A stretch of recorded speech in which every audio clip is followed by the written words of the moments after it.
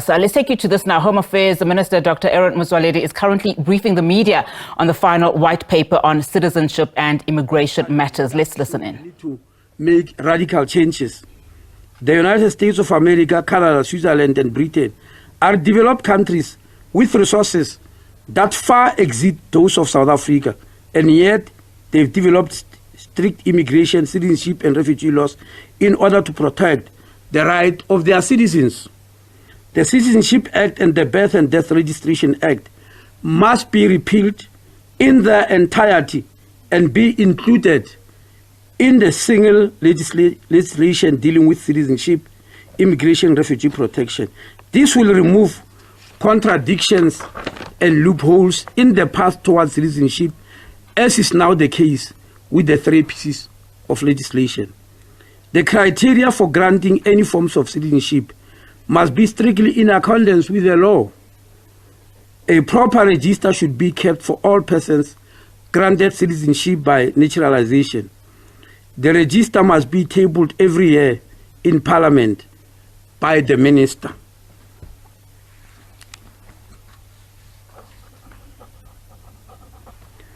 Let me come to immigration.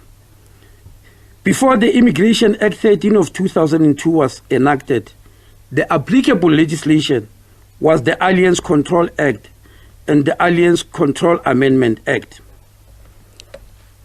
Now, when it comes to the issue of illegal foreigners, South Africa is today a great place to live in, and many people in the world aspire to live, work, or be the citizens of South Africa. In the results, many foreign nationals come to South Africa and stay in the country illegally. Unfortunately, illegally. No one can account for undocumented migrants, something which sometimes the media find difficult to understand, but we believe it's simple to understand, because a person who has entered illegally in your country and do not go to announce themselves to authorities as provided for will remain unknown to authorities until that person is met by immigration officers or law enforcement people. The Department of Home Affairs has no idea as to how many illegal immigrants are in South Africa. However, immigration services deport between 15,000 and 20,000 illegal foreigners every year, and at a huge cost. The number is on the increase, obviously. The establishment of the Border Management Authority, or BMA, should significantly reduce the risk of illegal foreigners entering the country illegally. And Dr. Masia Pato, the commissioner, has on Sunday released some figures to show the work that the Border Management Authority has done over a period of a year. The Immigration Act introduced fundamental change, albeit controversial, and a host of visas such as the temporary visa, study visa, business visa, critical skills visa, corporate visa, spousal visa, retirement visa, relative visa, intra-company visa, and permanent residence visa. Ladies and gentlemen, we believe this must be reviewed, because we can't be having so many visas. It is an administrative backlog. I mean, a nightmare. It's an administrative nightmare to be able to administer so many visas. So there's a need to review the current visas under the Immigration Act. Visas such as the relatives visa, corporate visa, intra-company visa might have to be abolished. The simple reason being that they are just a repetition. I mean, what's the difference between corporate, intra-company, business? They're supposed to be the same visa. They are one business. Why were they divided into so many subsections? That causes administrative nightmare. So the white paper is proposing that needs to change. Additional limited duration permanent residence visas linked to minimum investments will be introduced, and e-visa for tourists and remote work visas, as you have heard. The introduction of limited duration permanent residence visa with minimum investments will add impetus to economic stimulus. the introduction of limited duration permanent residence visas will curtail the current difficulties in which individuals, business, and even church organizations and others resort to fraudulent means to acquire permanent residence status. Some of the proposed changes are already being implemented, ladies and gentlemen, as you know, as part of the Vulindlela Project's recommendations. Last week, I stood here in front of you to tell you about the recommendations of Vulindlela. So what the white paper is proposing, some of it is already happening. The maximum period to issue visas will be shortened. The new bodies to issue visas will have to strictly observe the new requirements.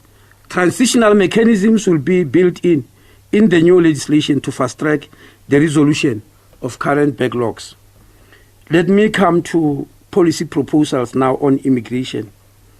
So the white paper proposes that border control must be coupled with immigration. That Border Management Authority Act must be reviewed to align it with immigration and citizenship new policy framework. You might actually be curious to ask, why are we, the Border Management Authority, still a new baby? Why are you already making proposal about the amendment of this act? Is because, as we said, all these acts, citizenship, asylum, refugee protection, immigration, are sort of a continuum, and border management is part of that, and we believe they should not be separate, because when they are separate, they sometimes conflict with each other.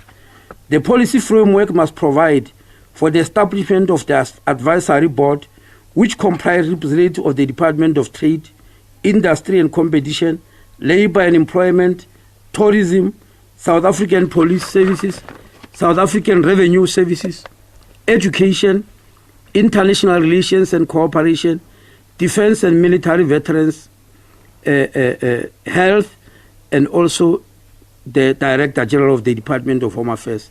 The board must also comprise representatives of organized labour, including 4 individuals on the grounds of expertise in administration, regulatory matters, or immigration law, control and adjudication and enforcement, which must be appointed by the minister.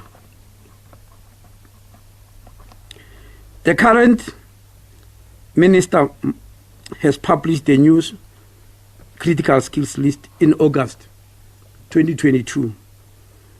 The list has been trimmed down in respect of occupations and professions. The critical skills list is necessary to attract foreign skills required for the development of South Africa. The list was compiled in consultation with all relevant stakeholders, including NETLEC. Policy and legislative interventions are required to tighten the procedures and strengthening monitoring capacity by introducing integrated IT systems capable of flagging fraudulent activities in the issuing of visas, identity documents, marriage certificates, and passport. This includes giving wide statutory powers to existing anti-corruption unit within the Department of Home Affairs. The new policy must provide that members of the anti-corruption should be seconded from the South African Police Service. The relationship being that members of SABC enjoy wide statutory powers, including search, arrest without warrant at times.